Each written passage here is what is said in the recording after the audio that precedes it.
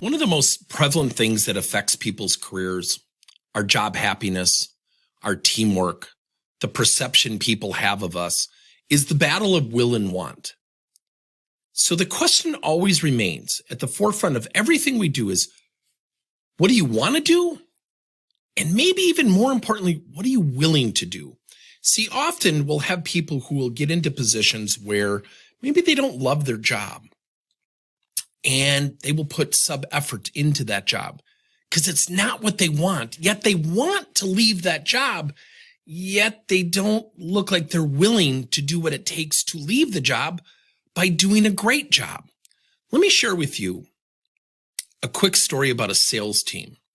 There was a sales team years ago that was really arduous in their reception of feedback when it came to cold calling.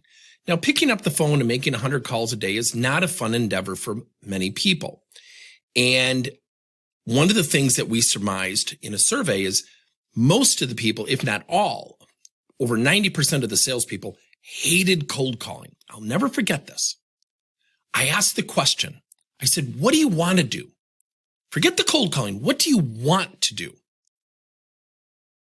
And they said, we want to spend time with our customers. We want to work on solutions. We want to do proposals. We want to craft out creative strategies. It happened to be a software technology company.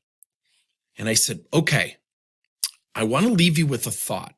If that's what you want, would you all agree cold calling is kind of this necessary thing we've kind of got to do? And they all kind of nodded begrudgingly. Yeah, you're right. Yeah, we got a cold call. I said, I want to take a 20-minute break. And in those 20 minutes, I want you to think about the following. Then become absolutely great at it. The thing you hate, you want to avoid, the thing you don't want to do, become absolutely great at it. In that first 15 seconds of myself making that statement, I got some of the most awkward looks because in theory, on the surface, it just doesn't make sense. Came back after about 20 minutes and you could see facial expression changes. Some got it, some didn't get it. And I said, does everybody get why I asked you to do that or why I left you with that statement for you to think about?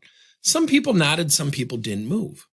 And I said, if you want to not do something a lot, become great at it because then you have to do less of it. It gets you closer to what you want to do, which is working with customers, coming up with solutions. If you become great at cold calling, you don't have to do as much of it. So it begs the question, what are you willing to do to get what you want? Now, let me share with you a second story. This is not the actual picture, but there was a young lady I was coaching at a manufacturing firm by the name of Emily. Single mom, 3 kids, and she always felt it necessary to share her opinion. Well, I'm just sharing my opinion was her famous comment. And I asked her one day, I said, what do you want? And she said, I really want to get off the shop floor. I said, okay. How bad do you want that? She said, I want it really bad. I said, awesome. I said, what are you willing to do? And she immediately started telling me what she wasn't willing to do. Have you ever had that when you ask somebody a question and they actually answer the opposite of what you're seeking? I said, no, Emily, what I asked you was, what are you willing to do? There's really one phrase you should be using if I were you, and it's just a thought I have for you to support you. She said, what is that? I said, whatever it takes. And she stopped. She looked at me funny. She said, why would it be whatever it takes? I said, you want to get out of the manufacturing shop floor. You want to work in an office setting. I think I know the answers from our conversations, but do you know how to use Microsoft Office? No. Do you know how to build PowerPoints and do Excel spreadsheets with lookup tables? She said, no. I said, do you know how to build formulas and equations and spreadsheets that are interlinked with the presentations that go live online? She goes, no. I said, okay, those are some of the fundamental requirements people are going to look for when interviewing for a job that you, according to you, that you want. So do you want to leave the manufacturing floor, or do you really want to accelerate your career in an office setting? And you said customer service. She said, it's really what I want. I said, what are you willing to do? She said, well, the thing I just don't want to do. And I smiled at her and she goes, I'm sorry, whatever it takes. And I said, don't say it to satisfy me. Say it because you mean it. So about a year goes by, and I've told this story many times. She ends up going for a job, doesn't get it, comes out of the office, tells 3 other ladies in the lunchroom, the guy who interviewed her attacked her. I stood behind her. The 3 ladies left, and she turned and she said, oh, I didn't know you were there. I said, he attacked you? He got you in a headlock? She said, no. And I said, but how did he attack you? Well, I just felt. I didn't ask how you felt. What did he do? You just made a very strong accusation.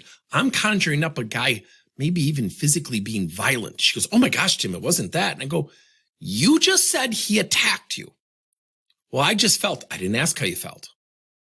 And as rough and as terse as my coaching techniques sounded, I had to do that to get her attention.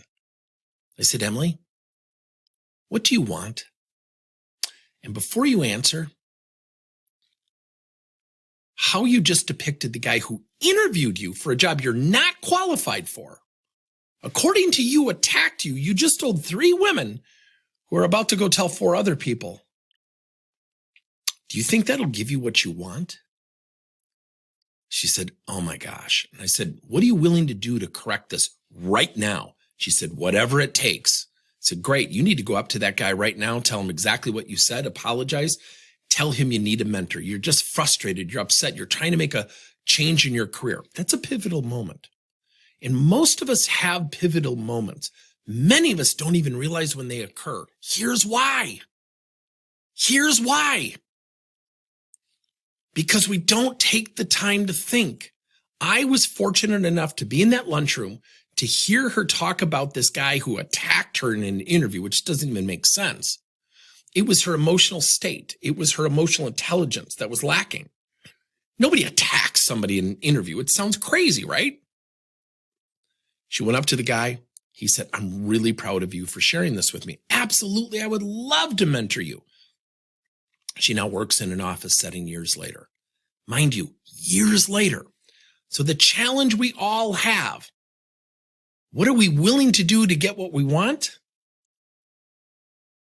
Are we willing to do the things that maybe we don't want to do to get those things we want?